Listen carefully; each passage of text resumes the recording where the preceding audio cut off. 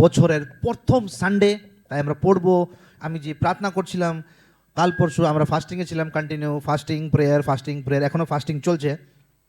তাই একটা শব্দ আসলো, দ্য অ্যাক্স ইজ লেড, মানে কুড়ুলটা লেগে আছে। হ্যাঁ, আজকের মেসেজটা ভালো করে শুনবেন, বিকজ এই বছরের 2026-এর ভবিষ্যবাণীটা দর্শায়। 2026-এর ভবিষ্যবাণী দর্শায়। দ্য অ্যাক্স ইজ লেড, কুড়ুল লেগে গেছে। মতি 3:10 পড়ি আমরা। গাছগুলির শিকড়ে ইতিমধ্যেই কুড়ুল লাগানো আছে, যে গাছে উৎকৃষ্ট ফল ধরে না তা কেটে আগুনে নিক্ষেপ করা হবে।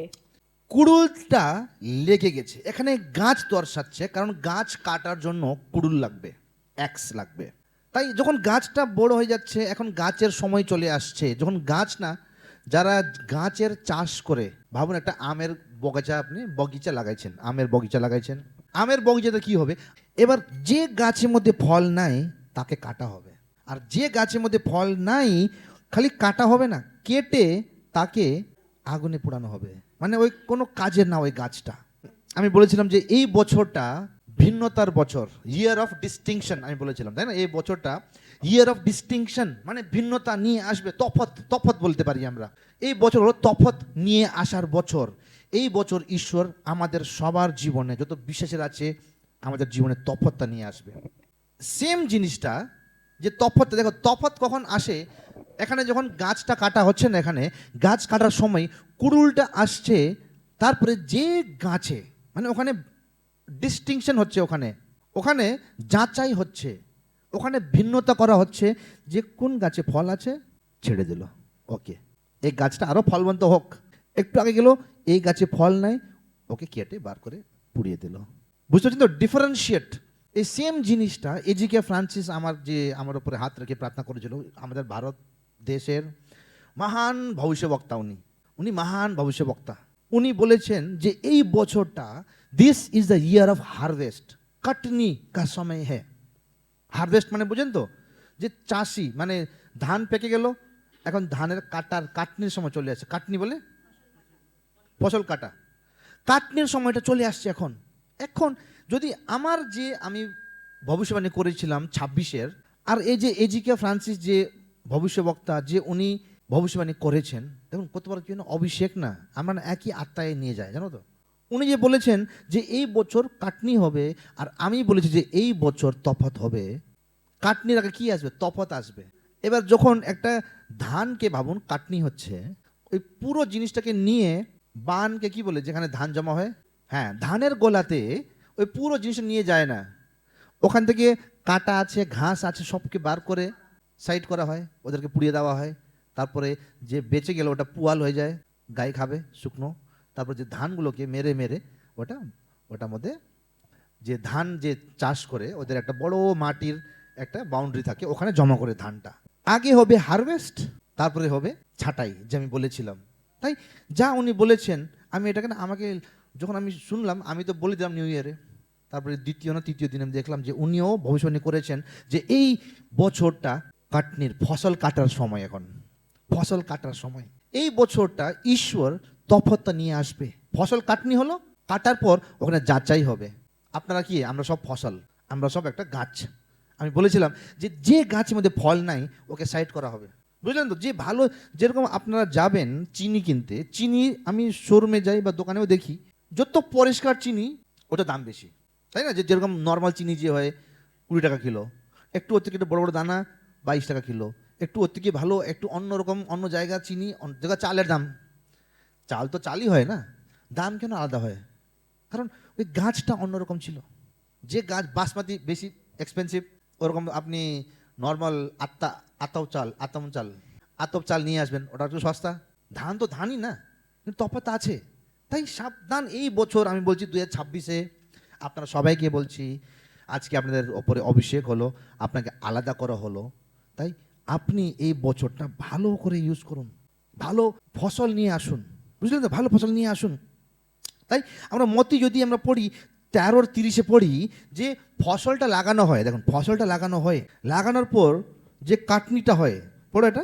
ফসল কাটার দিন পর্যন্ত দুটিকেই একসঙ্গে বাড়তে দাও, পরে কাটার দিনের আমি মজুরদের বলবো, তোমরা প্রথমে শ্যামা ঘাস সংগ্রহ করে পোড়াবার জন্য বোঝা বেঁধে রাখো, কিন্তু গম আমার গোলায় সংগ্রহ করো।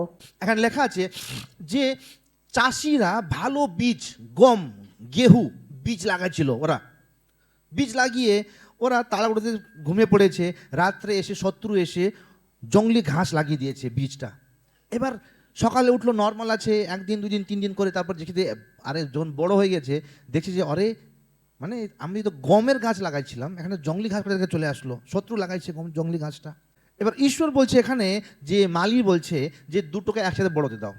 এখন তুমি ওটাকে জঙ্গলি ঘাসকে তুলতে যাবে, ওর সাথে অন্য জলটাও নষ্ট হয়ে যাবে। বলেছিলাম লাস্ট ইয়ার, ভালো করে এই মেসেজটা ক্লিয়ার আছে মাথায়। তাই এখানে ঈশ্বর বলছে দুটোকে বড় হতে যাও, যেদিন কাটনিটা হবে ওই দিন ভিন্নতাটা নিয়ে আসবে, ডিস্টিংশনটা নিয়ে আসবে। যেদিন কাটনি হবে সেই দিন ডিস্টিংশনটা নিয়ে আসবে। তাই হারভেস্ট যে এজিকে ফ্রান্সিস বলেছিলেন যে কাটনির সময় আর যে আমি ভিন্নতা আলাদা করার ডিস্টিংশন বলেছিলাম, এই দুটো একসঙ্গেই যাবে। কোন দিন? কটনির দিন, ফসল কাটার দিন। যে আগে ওটাকে কাটা হবে, একসাথে আছে, আপনার সাথেই আছে, আপনার বন্ধু বান্ধব বিলিভাররা, কিন্তু গম হতে পারলো না, ম্যাচিওর বিশ্বাসী হতে পারলো না। ওই জঙ্গলি ঘাস মতন তার সঙ্গে বড় হচ্ছেন, আপনি তার আশেপাশে ওর সঙ্গে বড় হচ্ছেন। একদিন, দুই দিন, তিন দিন, 4 দিন, 5 দিন। আমি কি বলেছিলাম? সময় চলে আসছে, আপনাদেরকে ঈশ্বর এখন আলাদা করবে। সময় চলে আসছে। জঙ্গলি ঘাস মানে জঙ্গলি ঘাস, কাটা হয়, এই হয়, লাগছে কাটা, এখানে এখানে কাটা লাগ, চারদিকে জঙ্গলি ঘাস। আপনি মাত্র একটা ভালো বীজ, বাকি সব খারাপ বীজ। আপনাকে চারদিকে খারাপ লোকরা ঘেরে রেখেছে, আপনাকে চারদিকে ইমম্যাচিওর বিলিভার, অপরিপক্ক বিশ্বাসীরা আপনাকে ঘেরে রেখেছে চারদিকে। আপনি বড়তে চাচ্ছেন প্রভুতে, এদিকে বাধা চলে আসছে। কিন্তু ঈশ্বর বলেছে একটু দাঁড়াও, কাটনিটা হোক না, এই বছর তপতা নিয়ে আসবে। Praise the lord. এই বছর আপনাকে ওখান থেকে আলাদা করা হবে। কিভাবে হবে আমি জানি না, আমাকে যা প্রভু বানিয়ে দিল আমি বললাম যে this is a year of distinction, separate. এই বছর হলো আলাদা হওয়ার বছর।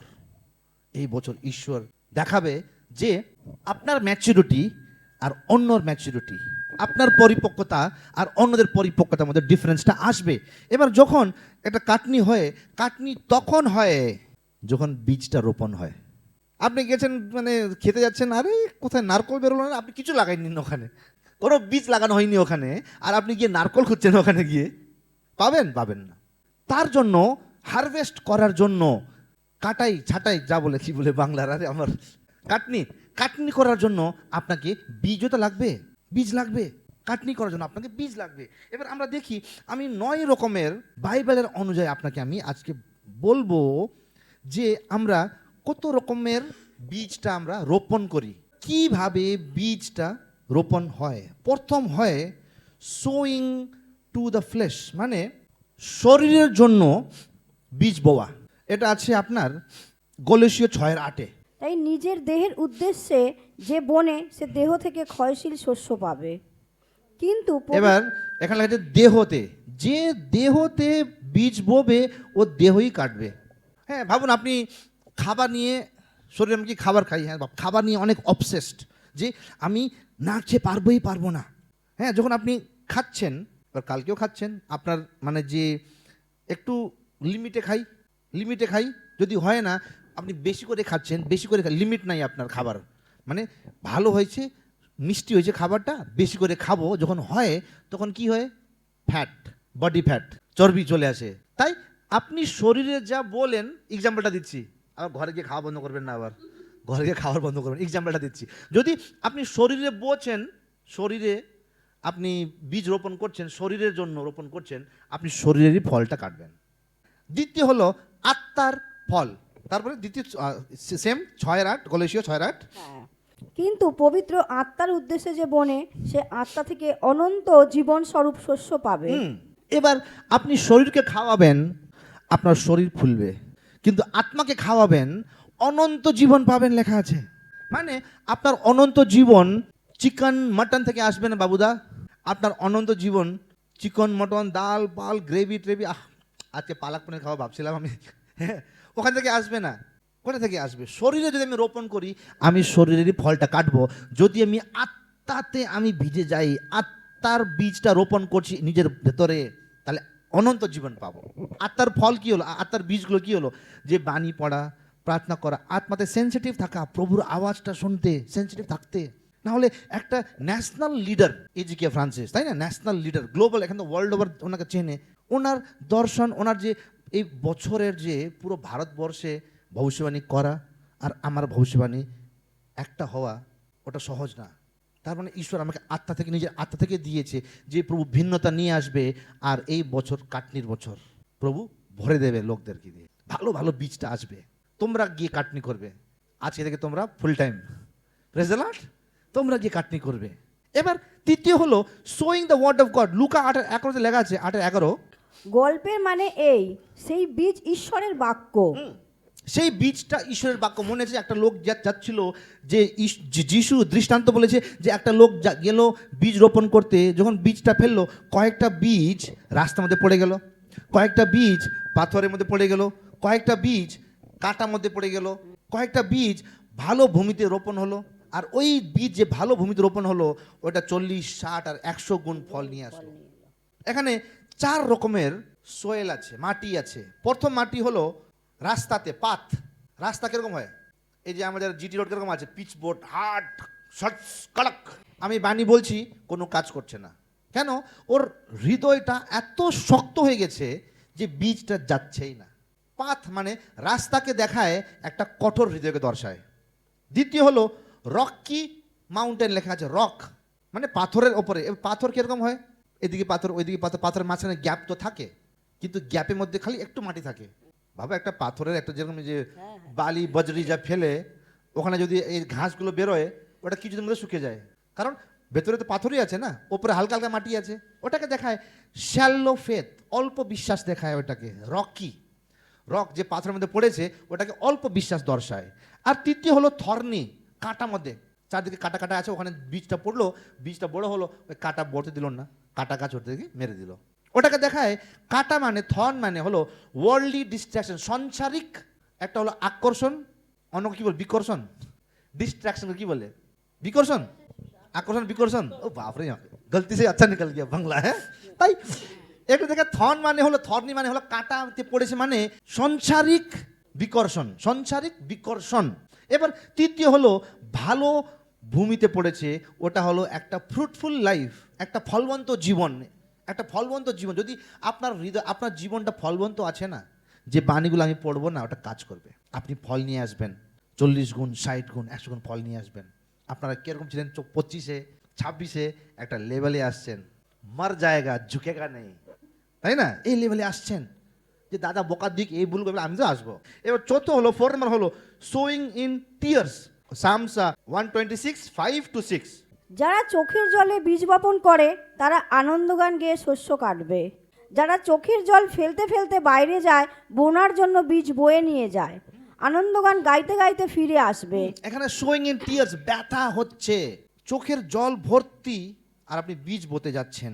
আর লেখা আছে আপনি হতে পারে, আপনি কষ্ট করে, দুঃখ করে, আপনার ব্যথা হচ্ছে বীজ রোপণ করতে, তাও আপনি বীজটা দিচ্ছেন।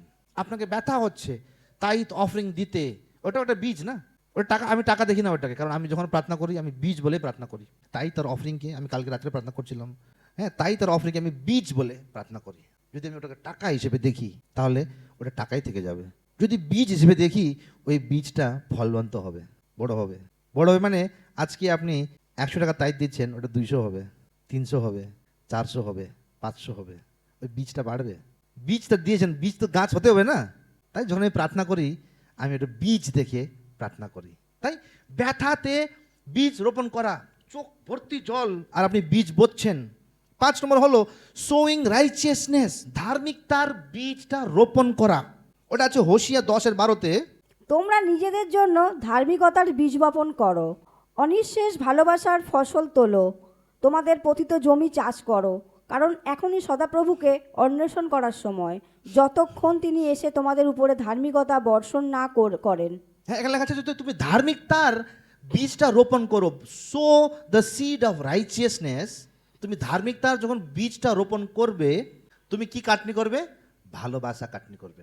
তুমি বীজটা দিচ্ছ ধার্মিকতার বীজ, আর তুমি কাটছো ভালোবাসার ফসল। বুঝলেন তো? So the seed of righteousness, ধার্মিকতার বীজটা লাগান। ঈশ্বরের বাণী একটা বীজ, ঈশ্বরের বাণী দিন লোকদেরকে, ঈশ্বরের বাণী দিন। ঈশ্বরের বাণীতে ভালোবাসা আছে, ধার্মিকতা আছে, ধার্মিকতা দেবেন, ভালোবাসা পাবেন। 6 নম্বর হলো সোয়িং জেনারাসলি। 2 Corinthians 9:6 লেখা আছে যে আপনি উদ্ধারতার সাথে রোপণ করুন। একথা স্মরণে রেখো যে অল্প পরিমাণে বীজ বোনে সে অল্প পরিমাণেই ফসল কাটবে, এবং যে অনেক পরিমাণে বীজ বোনে সে অনেক পরিমাণে ফসলও কাটবে। এখানে নাম্বার বলছে না, দেখুন নাম্বার বলছে না এখানে, যে বীজ রোপণ করা, যেরকম 1 কেজি বীজ লাগাই আমি 1 কেজি ফসল পাবো, আচ্ছা 2 কেজি লাগাই 2 কেজি ফসলটা পাবো। এবার আপনার কাছে আমি বলেছিলাম অনেক আগে, ভাবুন আপনাকে 1 ট্রাক আপনার কাছে মকাই আসলো, মকাই বলে আপনার ঘরের সামনে 1 ট্রাক আপনাকে একদম মকাই গিফট করলো, যে এ বাবু নে 1 ট্রাক মকাই তোর জন্য। এবার আপনার কাছে অপশন আছে কি, আপনি পপকর্ন দোকান খুলতে চান, সিনেমা হলের সামনে বসে পপকর্ন পপকর্ন বলে দোকান খুলতে চান, নাকি মকয়ের খেতি লাগাতে চান? অপশন আছে। পপকর্ন বিক্রি করতে চান, পপকর্নের দোকান লাগিয়ে 1 ট্রাক পপকর্ন, তো 1 ট্রাক পপকর্ন 1 বছর আগে চলে যাবে, নাকি মকয়ের খেতি করতে চান? ঠিক কি না? ওই একটা মকাই দিলেন, ওই মকাতে কত মকাই বেরোবে? তো ডিফারেন্স বুঝুন, আপনাকে ঈশ্বর দিয়েছে, এবার ওইটা আপনি রাখতে চান নাকি দিতে চান। সো বি জেনারাস, মানে উদ্ধার তার সঙ্গে দিন, যখন দিন আপনারা। তারপরে সোয়িং পিস, শান্তি রোপণ করতে শিখুন। জেমস 3:18 লেখা আছে, যারা শান্তির স্থাপনের জন্য শান্তিতে বীজ বপন করে তারা ধার্মিকতার ফসল উৎপন্ন করে। যারা শান্তির বীজ, কিভাবে বলবেন শান্তির বীজটা? দুটো ভাই ঝগড়া হচ্ছে, বা বর্ষার মুনমর্জি, পুরো দুজন অপসেট হয়ে আসছে, আপনি এসে কি হলো, আরে ছাড়ো না, প্রভুর বাণী বলে যে আমাদেরকে একে ক্ষমা করতে হয়। আপনি একটা ঘরে একটা শান্তি নিয়ে আসলেন, যখন আপনি ওই শান্তি নিয়ে আসলেন মানে আপনি শান্তির বীজটা বলেন, যখন আপনি শান্তির বীজটা বলেন আপনি ধার্মিকতাটা ফসলটা কাটবেন, আপনি একটা ধর্মী হয়ে যাবেন, কারণ আপনি লোকদেরকে শান্তি দিচ্ছেন। আবার অন্যদের বউ শান্তি নিয়ে যাবেন না, क्या नाम है आपका, मैडम शांति, चलो শান্তি দিলেন ওকে, শান্তি দিলেন ওকে, চলো क्या दे रहे हो, শান্তি दे रहे सबको, তাই না? ওরকম শান্তি না, ঈশ্বরের শান্তি। এবার হলো সোয়িং উইকেডনেস। প্রভাবস 22:8 আছে, যারা অধর্মের বীজ বোনে তাদের চরম দুর্দশারূপী ফসল কাটতে হ্যাঁ হয়। যারা, এবার যদি আপনি উইকেডনেস, দুষ্টতা, অধর্মের বীজ, হ্যাঁ অধর্মের বীজ লাগান, ওরকমই ফসলটা কাটবেন, ওরকমই ফসল, যা আপনি বোবেন তাই আপনি কাটবেন, কিন্তু বুঝলেন তো, যা আপনি বোবেন আপনি তাই কাটবেন, এটা মনে রাখবেন।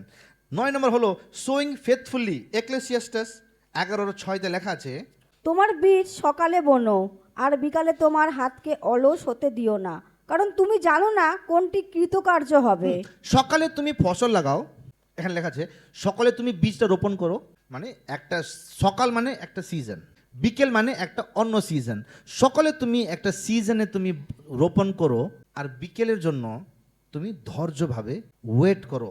So this is called sowing faithfulness বা ওয়েটিং সিজন। আপনি বীজটা রোপণ করলেন, যে প্রভু আমি তো দিলাম, কোথায় বড়দের হলো না তো, আপনি বললেন বাইবেলে লেখা আছে দাও তো তোমাকে দেওয়া যাবে, আমি তো দিলাম কিন্তু আমার জীবনে উন্নতি আসলো না। তার মানে এক্লেসিয়াসের 11:6 মতন এরকমও বীজ আপনি রোপণ করেন কতবার, যে আপনাকে ওয়েট করতে হবে ওই ফসলটা আসার জন্য। এবার লাস্ট আমরা এটা দিয়ে ক্লোজ করি, জেনেসিস 8:22। এটা হলো সোয়িং, মানে বীজ রোপণ করা আর কাটনি করার নিয়ম, প্রিন্সিপাল কি আছে এটাতে আমরা বুঝি। যতদিন এই পৃথিবী টিকে থাকবে বীজ বপনকাল ও ফসল গোলাজাত করার সময় শৈত্য ও উত্তাপ, গ্রীষ্মকাল ও শীতকাল, দিন ও রাত কখনোই শেষ হবে না। কখনো শেষ হবে না। এটা যত দিন আপনারা বেঁচে আছেন পৃথিবীতে, এই যে রোপণ করা আর কাটনি করা, রোপণ করা কাটনি করা, এইটা কোনো দিন শেষ হবে না। এটা সদাপ্রভু উৎপত্তিতে বলেছে যে এই জিনিসটা কোনোদিন শেষ হবে না। তাই আপনারা কি রোপণ করছেন, আপনারা কি রোপণ করছেন? আমি দেখালাম, আপনি কি শরীরে রোপণ করছেন, আপনি কি আত্মাতে রোপণ করছেন, আপনি কি অধর্মিকতা রোপণ করছেন, আপনি কি উদ্ধার হয়ে রোপণ করছেন, আপনি কষ্টতে ব্যথাতে রোপণ করছেন, আপনি কি ঈশ্বরের বাণী রোপণ করছেন, কি রোপণ করছেন আপনারা? আপনি ওইটাই কাটবেন। আমি চাই না, আমি এর লাস্ট টাইমে বলেছিলাম যে 26-এ আপনারা কেউ ছুটে যাবেন না। এখন থেকেই, এটা প্রথম সানডে, আজকে থেকেই ডিসিপ্লিন শুরু করুন, আজকে থেকে বীজ রোপণ শুরু করুন, প্রার্থনার বীজ, প্রার্থনা করুন। আমি কি বললাম আজকে, যে আমি বলছিলাম যে আপনার মুখ দিয়ে আপনি আশিসের ভান্ডার জমা করতে পারেন। প্রভু ধন্যবাদ, আমি সাকসেসফুল হয়েছি। প্রভু ধন্যবাদ। মুখে তো নেগেটিভ আনবেন না, যে কোথায় কিছু হচ্ছে না, কবে আমার আমি ভাড়া ঘরে পড়ে আছি, বা আরে আমার কি কবে গাড়ি কিনবো, গাড়ি কোনো দিন কিনতে পারবো জীবনে। ডাউট নিয়ে আসবেন না, সবসময় বলবেন আমার কাছে গাড়ি আছে, আমার কাছে ঘর আছে, আমার কাছে রেস্টুরেন্ট আছে, আমার কাছে হোমস্টে আছে। নিজের এই মুখ দিয়ে জমা করুন না। আপনি দেখতে পারছেন না, ওই লোকটা মনে আছে আমি বলেছিলাম যে অঙ্কিত সচদেবের চার্চে আসছিল, যে বলছিল আমি 40 থেকে বেশি বাঁচবো না। ও কি করেছিল? ও নিজের মৃত্যু নিজের মুখ দিয়ে জমা করেছিল। তাই নিজের মুখ দিয়ে নিজের আশিসটা জমা করুন না ঘরে বসে। আমার ছেলে সাকসেসফুল, আমার মেয়ে সাকসেসফুল, আমার মেয়ে দারুণ চাকরি পেয়েছে, ধন্যবাদ যিশু। পাইনি বর্ষা, পেয়েছে। আপনি নিজের মেয়ের ভবিষ্যৎ আপনার হাতে আছে, কিন্তু খালি খাওয়া দাওয়া শিক্ষা দেওয়া না, আশিস দেওয়া। আপনারা বাড়ির হেড, আপনার একটা অভিষেক, ঘরের ওপরে ঈশ্বর আপনাকে ভরসা করে ওই ঘরে বাবা বানাইছে, ওই ঘরে মা বানাইছে, একটা অভিষেকে রেখেছে, বুঝলেন, একটা ছাদ বানিয়ে রেখেছে আপনার বাচ্চার জন্য। আপনার দায়িত্ব কি? আশিস বলুন না। মেয়ে আমি ওকে ভালো কাপড় দিতে পারলাম না, না দিতে পারুক, আশিস দিতে পারেন। কাপড় না দিতে পারেন, ভালো খাবার না দিতে পারেন, ভালো রেস্টুরেন্টে না যেতে পারেন, আশিস দিতে পারেন যে আমার মেয়ের ভবিষ্যৎ উজ্জ্বল আছে। আমার মেয়ের, আমার জেসিকা জুয়েলের এখন থেকে আমি ওদের লাইফ পার্টনার, ওর বর, ওর বউয়ের জন্য এখন থেকে প্রার্থনা করছি। আমি কি করছি? আমি বীজ রোপণ করছি, বীজ, যে প্রভু আমার মেয়ে কোনো খারাপ ছেলের হাতে না পড়ুক, আমার মেয়ে একটা প্রভুর দাসের হাতে পড়ুক, আমার মেয়ে একটা সাকসেসফুল ফ্যামিলিতে পড়ুক, আমার ছেলে যে বউটা নিয়ে আসবে সংসারিক না হয় ঈশ্বরীয় মেয়ে হোক, যে আমাদেরকে খেয়াল রাখে, আমার ছেলেকেও খেয়াল রাখে। এখন থেকে আমরা প্রার্থনা করি, জানো তোমরা, এখন থেকে প্রার্থনা করি আমরা। কত বয়স হয়েছে? 9, 8 বছর। বিয়ে হতে অনেক আছে, 20, 22, 23, 30। কিন্তু এখন থেকে আমি একটা ভালো বীজ রোপণ করছি, কাটবো একদিন। যেরকম এক্লেসিয়াস্টে লেখা আছে, ধৈর্য ধরো, তুমি সকালে বীজ বলে বিকেল আসছে, বিকেল আসছে কাটবে, তুমি ধৈর্য ধরো।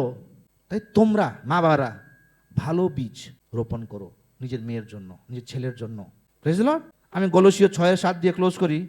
তোমরা বিভ্রান্ত হয়েও না, ঈশ্বরকে উপহাস করা যায় না।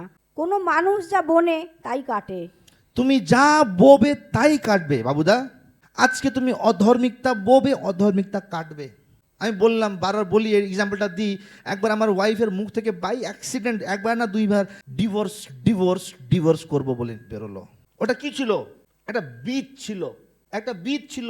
আর মাঝখানে ফ্যামিলি এসে, হ্যাঁ শ্বশুরালি বা আমার ফ্যামিলি এসে মাঝখানে এরকম চাপে পড়ে গেছে যে আমিও ভাবতাম আরে ও বাঙালি আমি নেপালি, মানে ডিভোর্সের কাছাকাছি চলে আসছি আমরা, কারণ ওর মুখ থেকে ওই খারাপ বীজটা বেরোলো।